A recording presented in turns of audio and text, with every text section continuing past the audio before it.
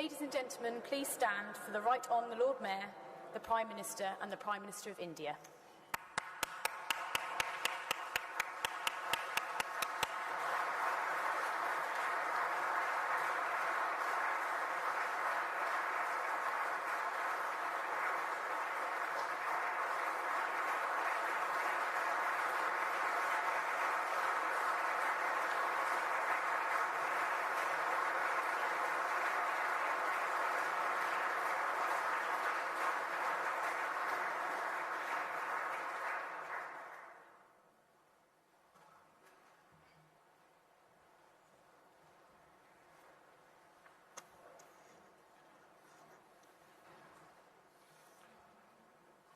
Prime Ministers, ladies and gentlemen, it is an honour to welcome Prime Minister Modi to the city and host him in the Guildhall's magnificent old library, which dates back to the 19th century.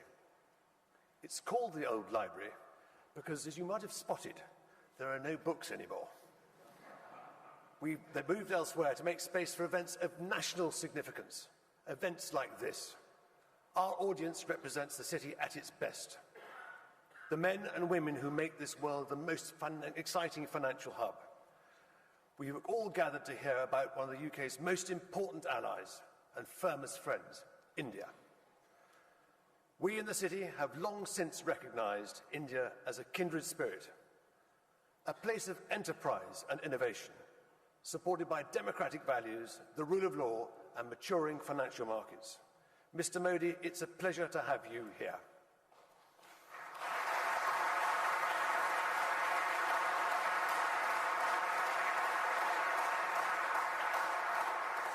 Now I have great pleasure in handing over to UK Prime Minister David Cameron, who will now get the events underway. Thank you very much.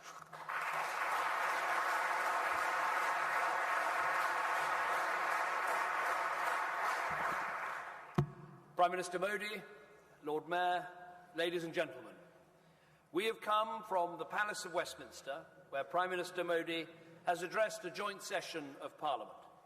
So, from the seat of our democracy, we are now in the heart of our financial centre, London's Guildhall. Beyond these fine surroundings is the financial capital of the world, a city that is home to 250 foreign banks, more than any other global financial centre. 4 in 10 of all foreign exchange transactions in the world take place right here. More US dollars are traded in London than in New York. And UK-based fund managers invest over £6 trillion right here. So one thing is clear.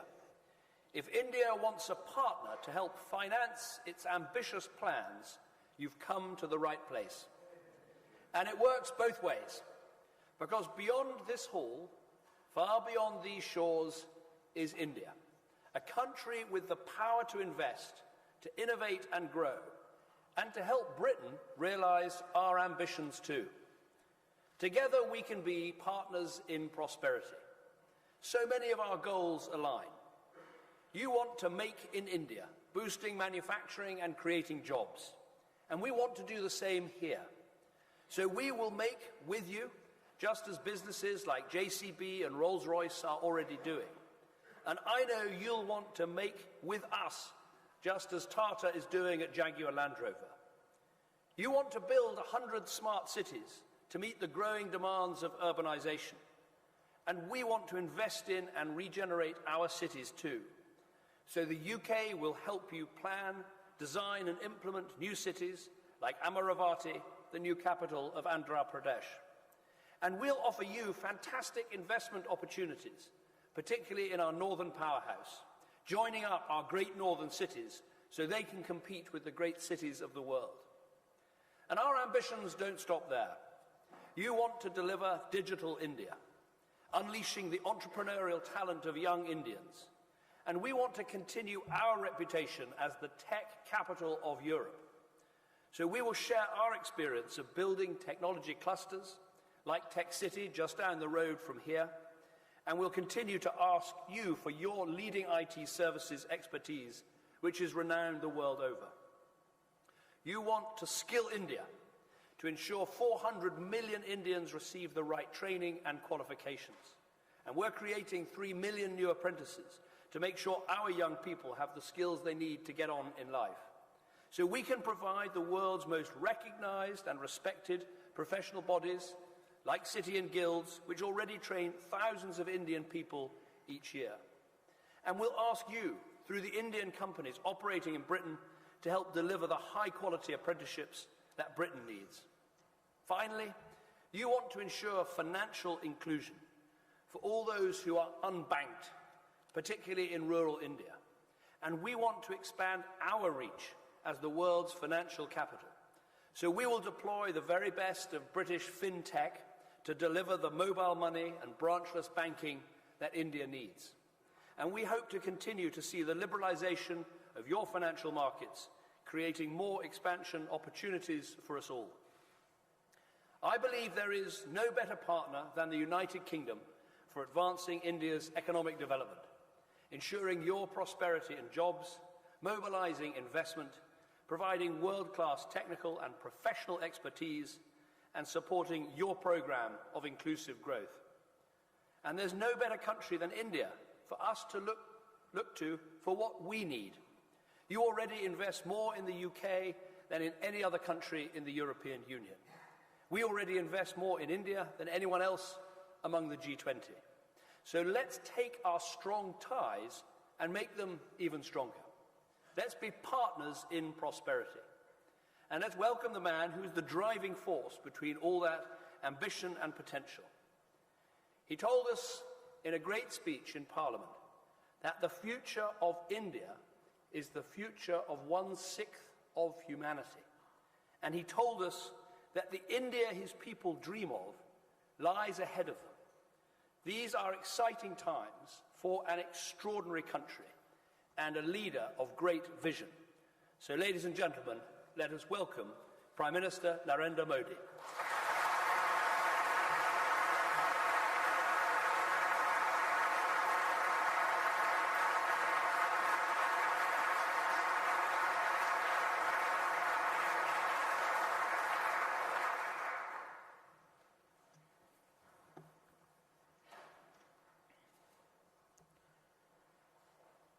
Your Excellency, Mr. David Cameron, Honorable Mr. Alan Yarrow, the Lord Mayor of London, ladies and gentlemen, it is a great pleasure for me to be with you this evening. I must confess that there has been a delay in my coming to this great country. But the good news is that I and His Excellency Prime Minister Cameron have been in constant touch, have been meeting frequently at various places and exchanging views. I remember our last meeting in New York, where he rightly said that India and UK should work closely on the economic front.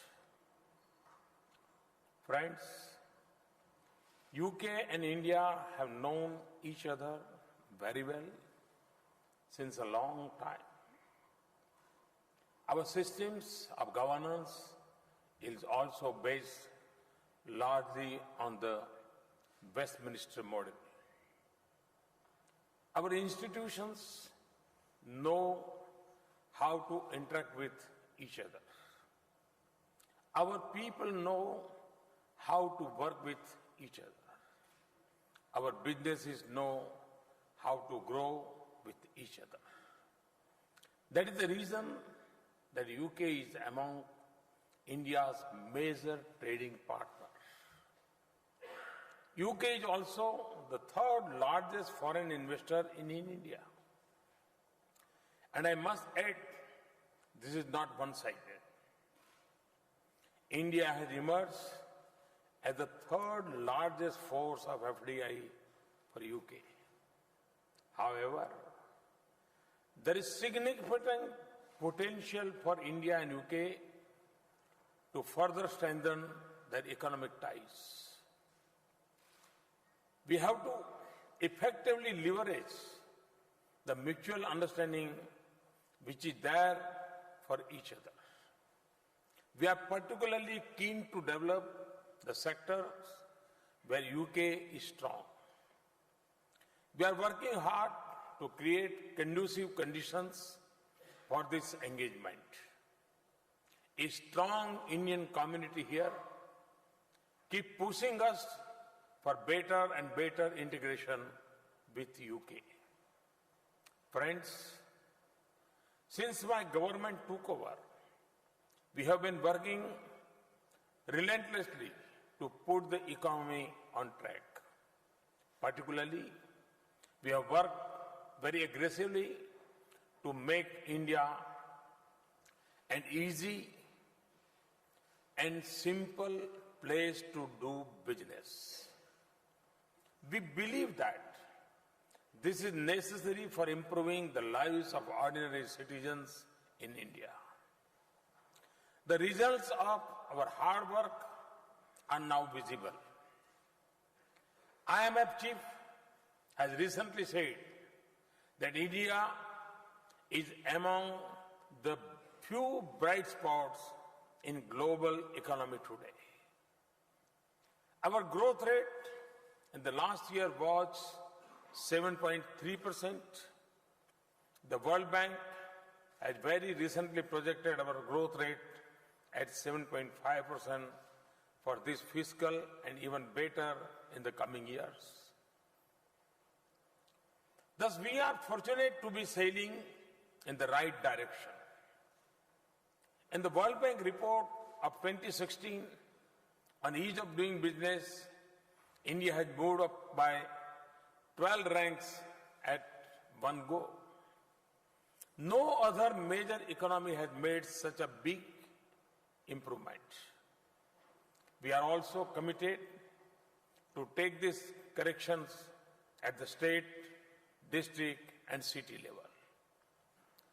States are moving hand in hand with the federal government in this task in the spirit of cooperative and competitive federalism. Recently, we did a ranking of our state governments on ease of doing business with the help of the World Bank Group. This has prompted the state governments into a healthy competition among themselves to ensure a business-friendly ecosystem. This was for the first time that the World Bank involved itself in a sub-national exercise on ease of doing business. Friends, one of the biggest challenges in India today is to productivity employ the youth. For meeting this challenge, we need to provide a huge push to manufacturing, which has stagnated at around 16% of the GDP for several decades. The share must reach around 25% in the short and medium term. With this in view, we have launched the Make in India initiative. We are working on all fronts to make India a global manufacturing hub. To achieve this objective, apart from vigorous exercise for ease of doing business, we have fast-tracked approvals and clearances for industry and infrastructure. The hallmark of our strategy now is policy-driven governance. Measures like transparent auction and allocation of key natural resources like coal, spectrum, iron ore have created a level playing field for investors. To enhance the flow of foreign investment, we have liberalized the FDI regime, allowing 100% FDI in railways. We have enhanced the FDI limits to 49% in defense and insurance. We are also conscious of the last mile operational issues in such policies. In that spirit, early this week, we have carried out substantial changes in the FDI regime across 15 sectors. To give an example, now there are simply no restriction in the FDI policy for construction sector. Similarly, very radical liberalization has been done in sectors like plantation, e-commerce, and single brand retail. Moreover, we have now brought most of the FDI proposals under the automatic route.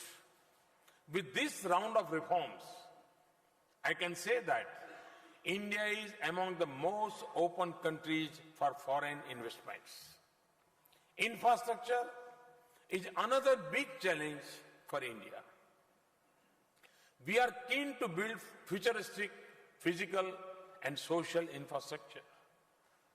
Through self-imposed discipline in financial management, we have been able to allocate more resources for infrastructure sectors.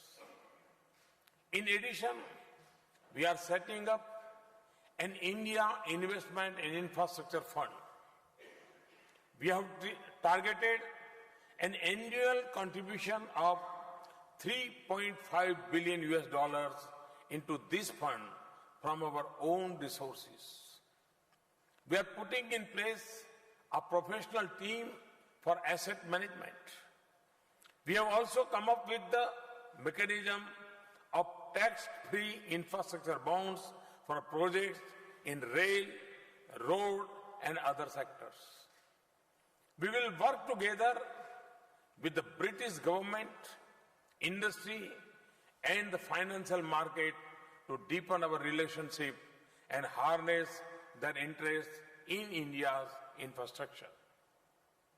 Very soon, these bonds will become strong instruments for engagement between our financial markets.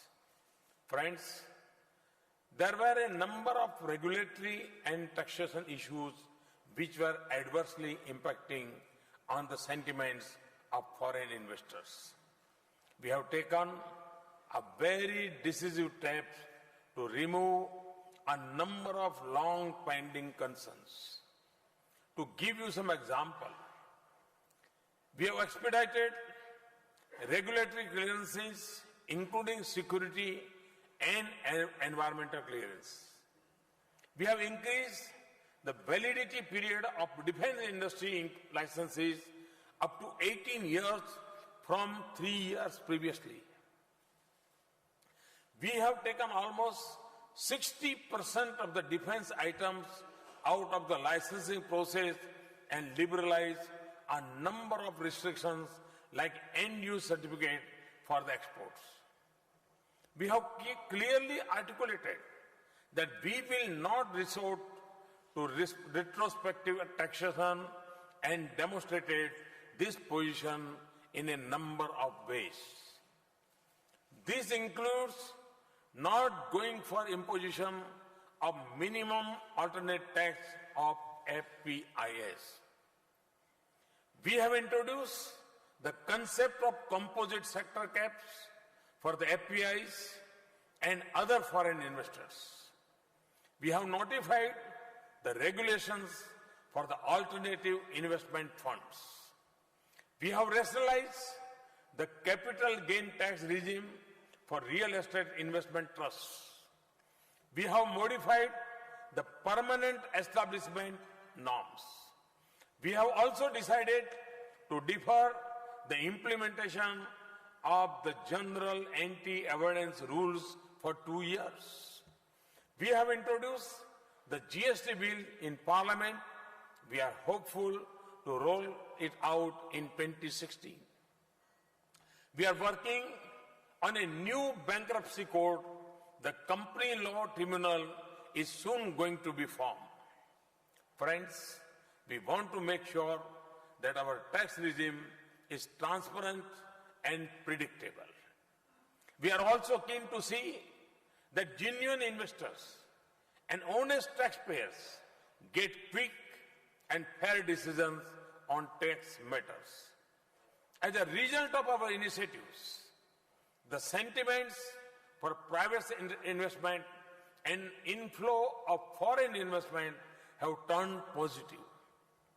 FDI inflows have gone up by 40% compared with previous year's corresponding period.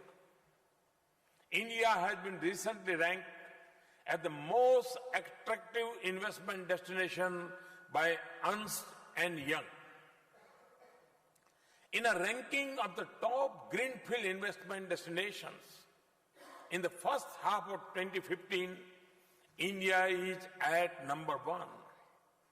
Foreign Policy magazine of USA has ranked India as number 1 FDI destination. In a study of 100 countries on growth, innovation, and leadership, India has been ranked number 1 by Frost and Sullivan. India has improved its UNCTAD ranking of investment activities from 15th to 9th.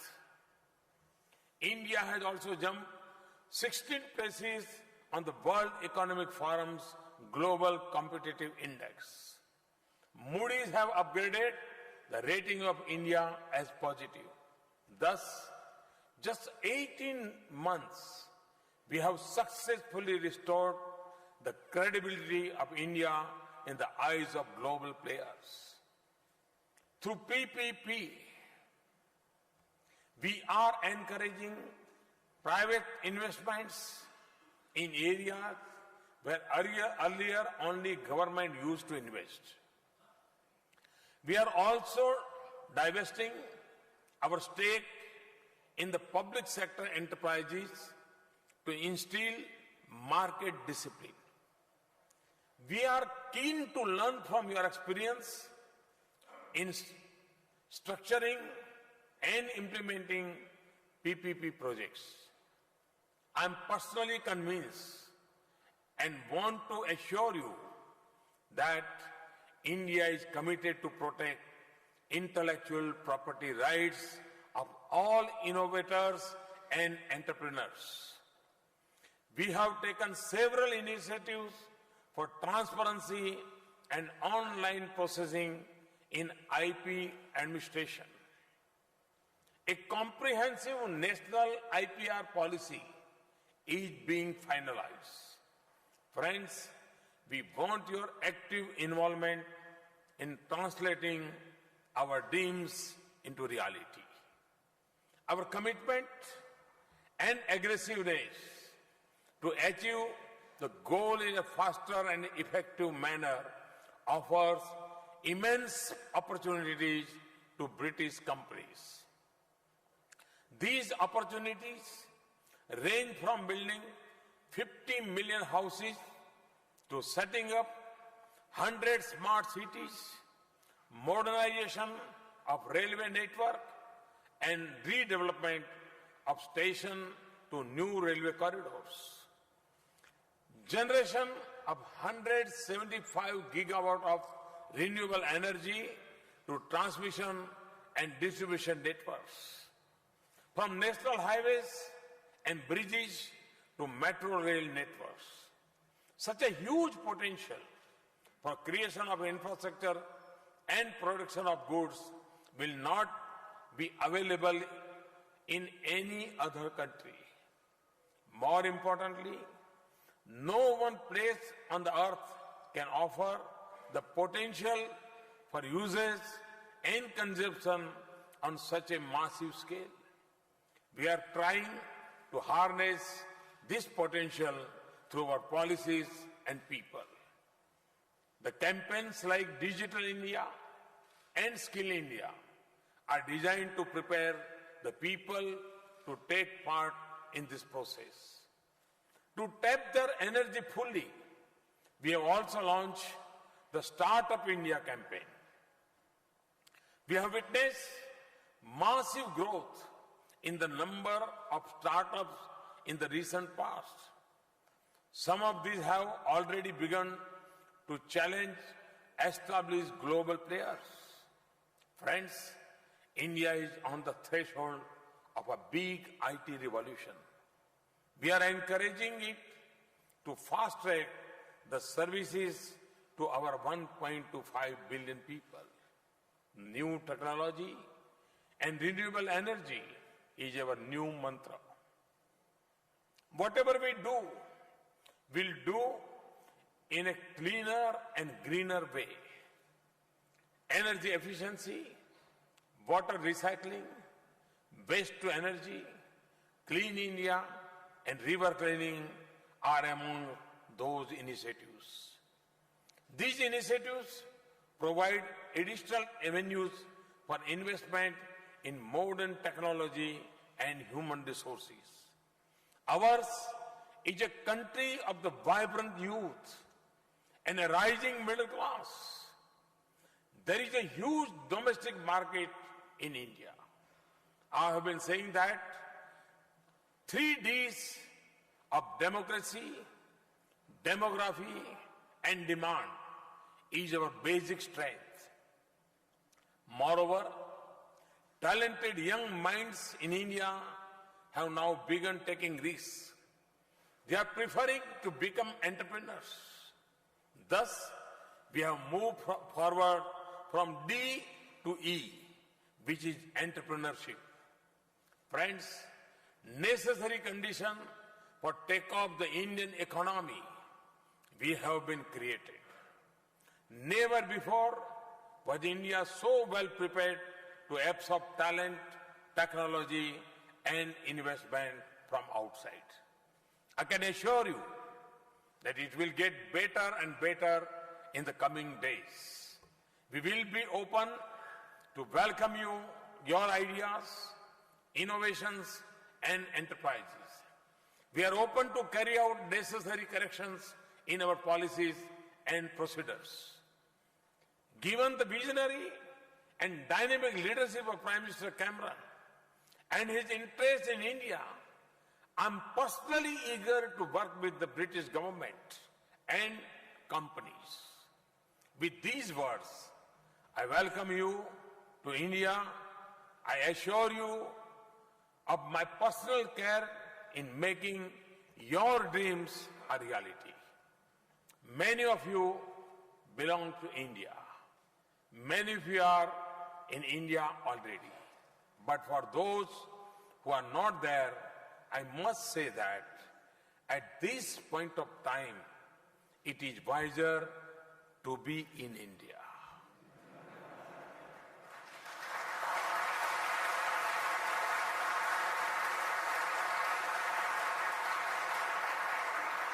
Further, we are making it easier to invest in India. And believe me, we are making it even better to make in India. Thank you. Thank you very much.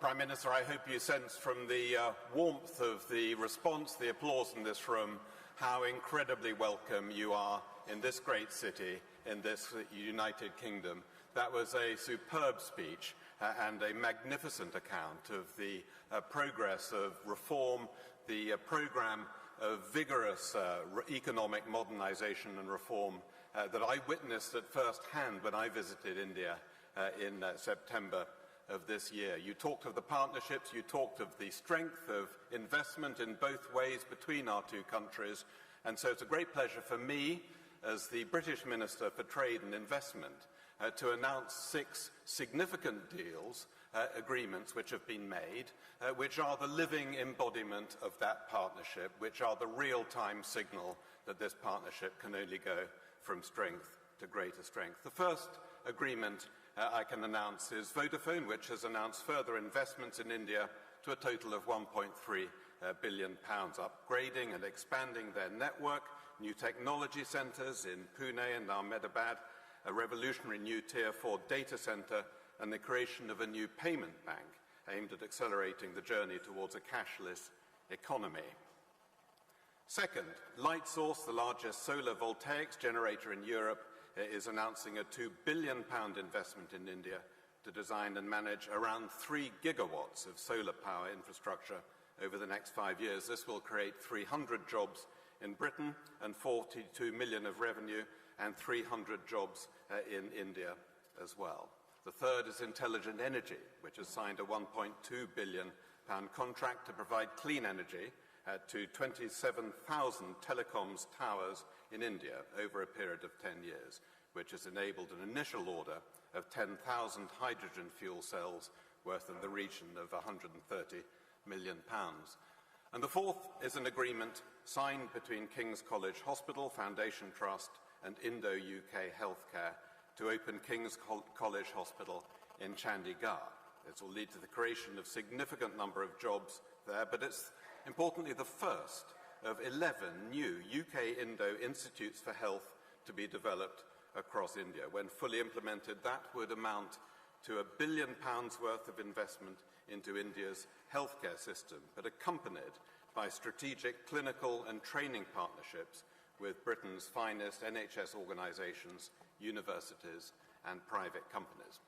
And the fifth agreement is Indiabulls, who've announced an investment of £66 million in the British startup bank Oak North. It's a recently authorised bank providing lending to British entrepreneurs and small businesses. This equity investment will allow Oak North to increase its lending to British growth SMEs to over £500 million, supporting entrepreneurs and driving further job creation and growth in the British economy. And finally, the London Stock Exchange Group and Yes Bank have signed an MOU to foster the development of joint collaborations around bond and equity issuance, with a strong focus on green infrastructure finance. Both of these institutions will use their complementary strengths to facilitate access to capital raising both in London and in India for Indian entities, and will work jointly on the development of a wide range of new products. Through this collaboration, both parties also show their commitment to the promotion of products and platforms supporting green finance, and with market conditions permitting, Yes Bank plans to list a green bond of up to 330 million through medium-term notes in the course of next year. So please give a round of applause to these agreements, which mark a significant step forward.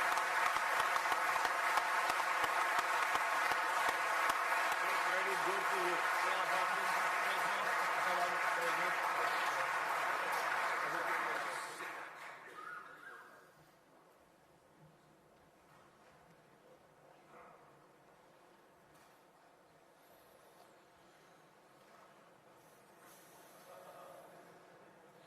Prime Ministers, ladies and gentlemen, thank you for those fascinating and exciting speeches.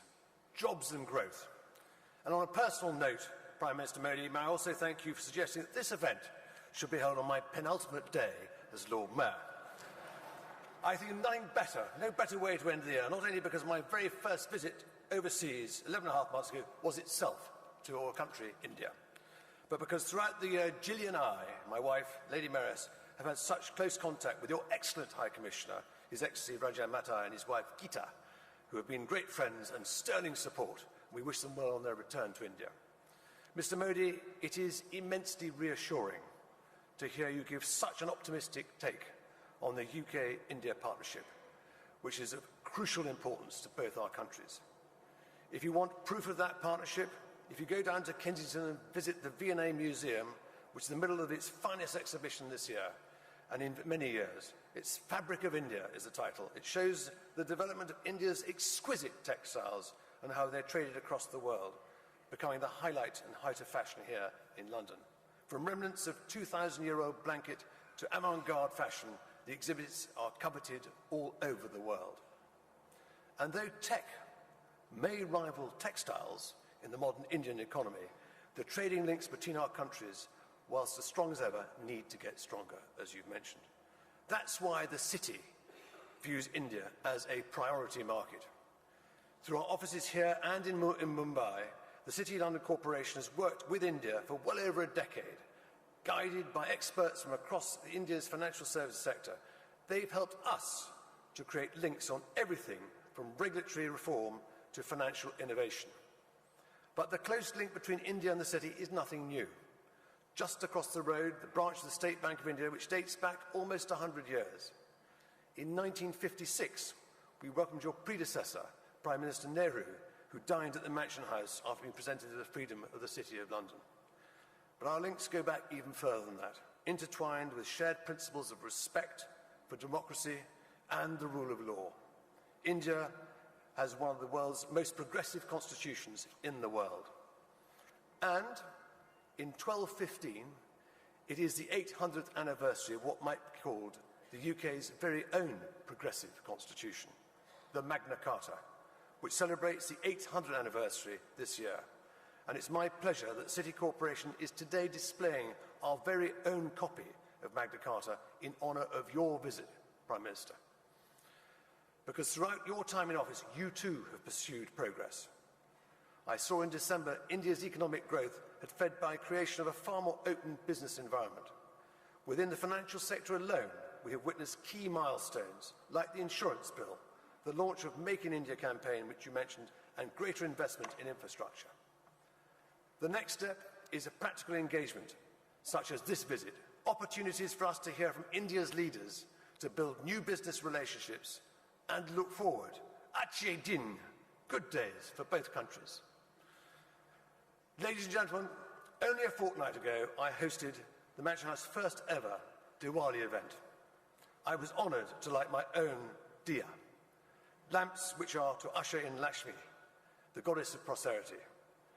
I very much hope that your visit, Prime Minister Modi, can also bring prosperity by strengthening the links that bring such impressive, diverse benefits to both UK and India. Thank you very much.